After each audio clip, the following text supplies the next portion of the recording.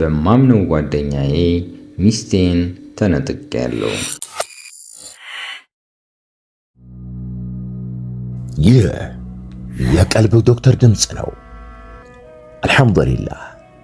ታካሚዎቻችን የሚድኑ በእኛ ኃይል እንዳይመስሎት፣ በአላህ ኃይል ብቻና ብቻ ነው።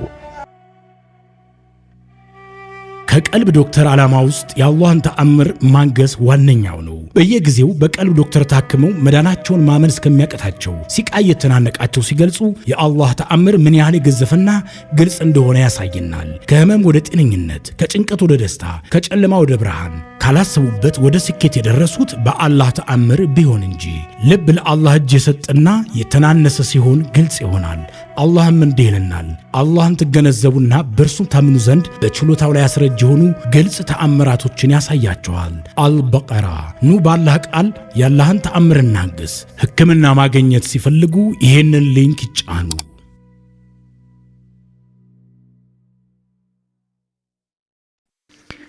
አሰላሙ ዓለይኩም ወረሕመቱላሂ ወበረካቱ።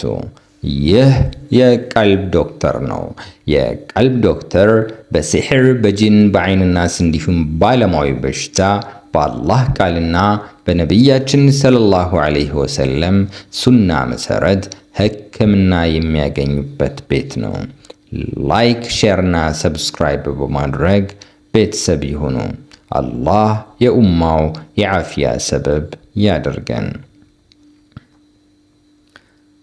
ዛሬ የአንድ ወንድማችንን ታሪክ ለማየት እወዳለሁ።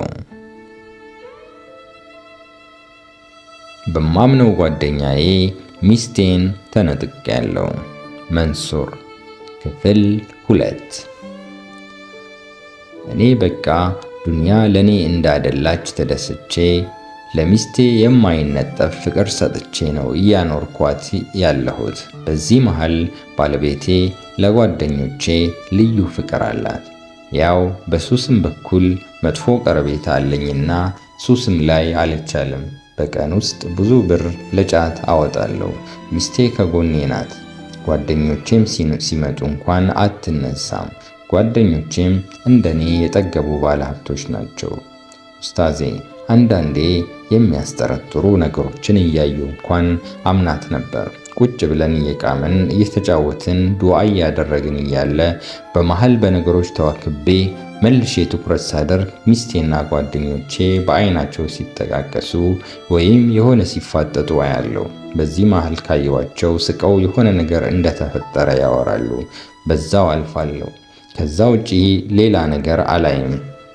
በዚህ መሃል ገና በወጣትነቴ አንዳንድ የሚያስጨንቁ ምሽቶችን አሳልፋለሁ። ውስጤ ይፈራል፣ ይጨንቀኛል፣ ጩህ ጩህም ይለኛል። ሚስቴም በእንቅልፍ ልብህም ታወራለህ ትለኛለች። እንዲህ እያልን በመሃላችን ደስ የማይሉ ግጭቶች ሲፈጠሩ ጥላኝ ቤተሰቧ ጋር ትሄዳለች። አዲስ ባህሪ ቢሆንም ውስጤ ግን ስለሚወዳት ለምኜ አስለምኜ አመጣታለሁ። ቤተሰቦቿ ፊት ይነሱን ጀመር። እንዲሁ እያየኋቸው ለኔ ያላቸው ክብር ሲወርድ ይሰማኛል። ምን ሁኜ ነው እያልኩ ከራሴ ጋር እስክሟገት ድረስ። አጭር ባልሆንም ቁመቴ መካከለኛ ነው። ኪሎዬ ደግሞ በጣም ከፍ እያለ መጣ። ወፍራም ሰው ሆንኩኝ። ምንም አልመገብም፣ ጫት ብቻ ነው የምመገበው። ሰው ይከሳል፣ እኔ ወፍራለሁ። ደስ የማይል ውፍረት። በዚህ መሃል የሚስቴ ሐረካት አላማረኝም። በጣም የማይወደዱ ሆነብኝ። ታናንቀኝም ጀመረ።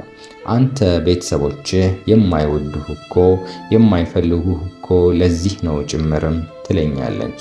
እኔ ቤተሰቤ ጋር መቅረብ የጠላሁት የተጣላሁትም በሷ መሆኗን ዘንግታ።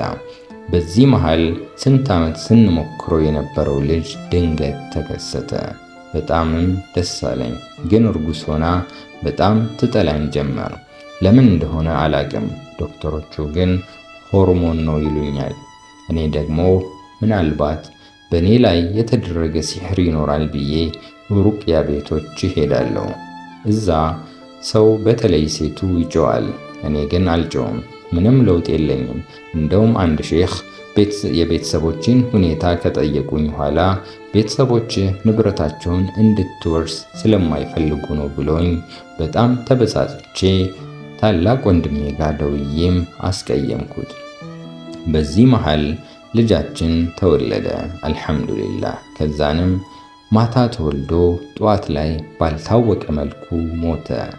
አልሐምዱሊላህ። ሰጪም ነሺም አላህ ነው። ሚስቴ ግን ምንም አልተሰማትም እና ምናልባትም ሐዘኗን እንድታወጣ ለመንኳት። ሳይኮሎጂስቱ እንኳን ሳይቀር አሳየኋት። ደህና ናት ነው የሚሉኝ። ሩቅያ አልኳት፣ እምቢ ትለኛለች፣ ለምን እንደሆነ ባላቅም። በዚህ መሃል ሁለታችን መካከል ልዩነት መጣ። እሷ አብዝታ ቤተሰቦቿ ጋር ትሄድ ጀመር። እኔ እነሱ ጋር እንዳልሄድ ፊት መንሳትም ጀመሩ። ጓደኞቼ ጋር መቃም ሆነ ስራዬ። እኔ ጡረተኛ ነኝ፣ እነሱ ግን እዛው ቁጭ ብለን ይሰራሉ። አንዳች ቀን ላይ ጓደኛዬ ሊሸና ተነሳ። በዛ ሰዓት ስልኩ ጠራ። እንዲሁ በቆሪጥ ነው ያየሁት ስልኩን። ከላይ ስሙ ሌላ ነው፣ ሑቢ ይላል። ስልኩ ግን የሚስቴ ነው። ያን ቀን ያልሞትኩኝ መቼም አልሞትም። ደንግጬ ልቤን ያስኩኝ፣ አፈነኝ። ምን እንደምሆን አላውቅም። መተንፈስ ተሳነኝ። ከዛንም መጣና ቁጭ ብሎ ነገር ሁኔታዬን ሲያየው መለዋወጤን አይቶ ቶሎ ስልኩን አየና ሰራንልህ አይደለ ብሎ ሳቀ። እኔም እንዳላወቀ ምንድነው አልኩት። አይተኸዋል፣ አትዋሽ፣ አይተኸዋል ብለው አውቀው እኔ ላይ ለመጫወት ፕራንክ ያደረጉት እንደሆነ አስመሰለ። እኔና እሷ የምንጨዋወትበት ፕራንክ የምንደራረግበትም ጊዜም ሰዓትም አይደለም። ተደራርገንም አናቅም። በዚህ ጊዜ እሷን ሳናግራት ምን አለችኝ? ጭራሽ አልደወልኩለትም አለች። ይሄን ጊዜ ጥርጣሬ ጨመረ። በጣሙኑ ደነገጥኩኝ። ከዛንም መሰዳደብ መጣ። ተጣላን። መልሰን ደግሞ በ3 ወራችን በሽማግሌ ተመላለስን። እኔና እሷ መማለሳችንን ቤተሰብ ሲያቅ ደግሞ ፊት ከሚልኩልኝ 70 ሺህ ቀንሰው 10 ሺህ ብር ብቻ በየወሩ መላክ ጀመሩ። ኪሳራ ላይ ነን፣ አንተም ስራ እየሰራህ አይደለም አሉኝ። እኔ በጣሙኑ ታመምኩኝ። ስራ ሲሄድ ያስጠላኛል፣ እጋጫለሁ። በቃ ራሴን አይደለሁም። በፊት ውጪ ከብዙ ደንበኞች ጋር አስተሳስሬው ነበር። በዛም ነው የሚያዝንልኝ። አሁን ግን ብዙ ሰራተኞችን አሳጣሁት። 10 ሺህ ብሩ ቢያንሰኝም እየሰራሁ ቢያንስ በወር 30 ሺህ ብር አገኛለሁ። ከሱ ጋር ተደምሮ ያ ማለት ለኔ 3 ሺህ ብር ብቻ ነው። ጫቴም ብቻ እንኳን አይችልልኝም። በጣም ሆኖ ተጎዳው። ሚስቴም ወጪዋ ብዙ ነው ከጫቱ ባለፈ። በዚህ መሃል ለራሴ ቃል እገባለሁ ሱስ ለማቆም ይሁንና መልሼ ጀምራለሁ። ውፍረት ለመቀነስም እሞክራለሁ። መልሼም አቆማለሁ። ምንም ሊሆንልኝ አልቻለም። ብዙ ነገርም ሞከርኩ፣ አልተሳካም። በቃ ሚስቴ እንደ በፊቱ ስታረግዝ ጊዜ ዳግም እንደ በፊቱ ስታረግዝ ጊዜ አሁን እሻሻላለሁ አልኩና ለራሴ በየቀኑ ቃል መግባት ጀመርኩ። አርግዛ፣ ሁለተኛ አርግዛ፣ ሁሉ ነገር ሰላም ሆኖ 9ኛ ወሩ ላይ ልጄ እንቅስቃሴ አቁሟል መሰለኝ ቼክ ላድርግ ብላ ሐኪም ቤት ሄደች። ልጁ እንቅስቃሴ ማቆም ከጀመረ 3 ቀን ሆኖታል። እስከዛ ድረስ ግን አልሄደችም። ጭራሽ ሲያቆም ስትሄድ ሙቷል። ሆድሽ ስር አሏትና የሞተ ልጅ በምጥ አዋለዷት። አንድ ልጅ አስወረድን፣ አንድ ልጅም ሞተብን። እሷ ግን አሁንም ምንም የማይመስላት ነገር፣ የማታዝነው ነገር ግን ውስጤን አሳመመኝ። በህልሜ ይመጣና ልጁ ያንተ አልነበረም ይለኛል። በህልሜ አትወድህም እኮ ይለኛል። በህልሜ ከሷ ልጅ አታገኝምም ይለኛል። ብዙ በዚህ ጊዜ እሷን ማውራት ደግሞ ደረቅ ጭድ ላይ እሳት ማቀጣጠል ነው። ፈጽሞ አንግባባለን። በየቀኑ ፍታኝ ሆነ ጥያቄዋ። እናም አልፈታሽም እላታለሁ። እታመማለሁ።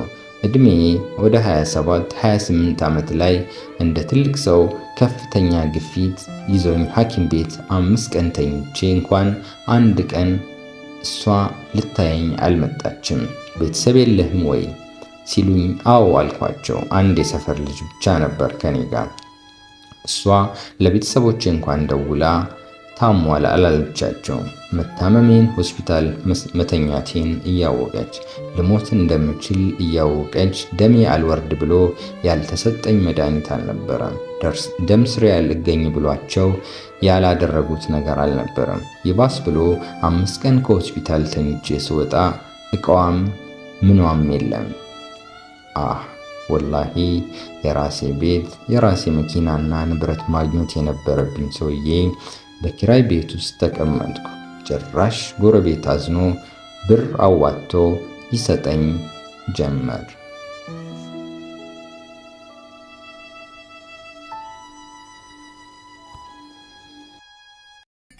እንኳን ወደ ትክክለኛው የአፍያ መንደር በሰላም መጡ።